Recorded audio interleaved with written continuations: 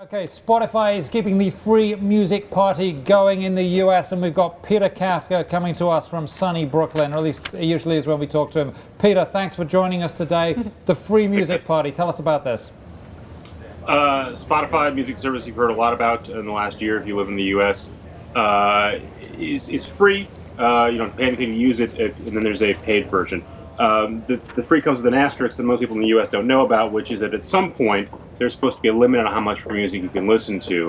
Spotify and the music labels had worked out a deal where they'd sort of limited this to 10 hours a month.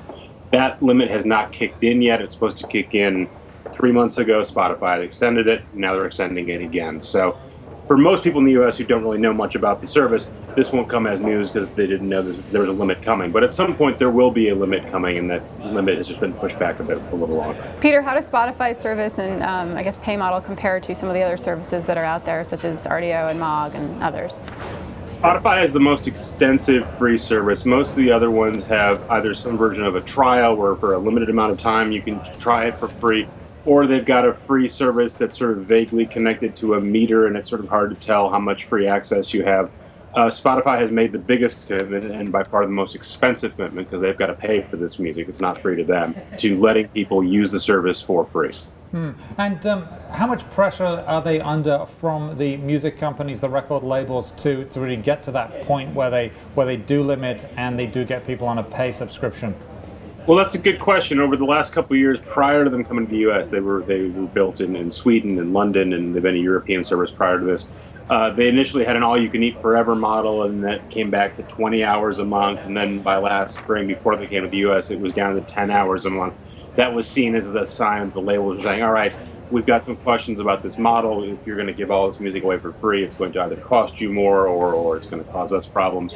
So I'm not quite sure what this extension means. If it's Spotify saying, look, we're just going to pay through the nose to make this work, or if the label's just saying, all right, this model is kind of working, we'll hold back. As I note in the story, Spotify is in the midst of trying to raise a very big funding round that would value at around $4 billion. So if there was a concern that pulling back on the free music would sort of limit its growth, you might sort of say, all right, we're willing to spend the money right now to keep our growth going through this funding round at the very least. Peter, how sticky do you think Spotify is? I mean, do you think that users like it enough, or it's user-friendly enough that they just get people hooked and extend this free service for longer? That eventually, when the pay model kicks in, they'll stick with it? This is a sticky service. They've been saying they've been converting about 15% of the users, which is very, very high by any sort of freemium service standards. There's a debate about what that 15% really means. But right now, there's a lot of people who actually are paying money for the service.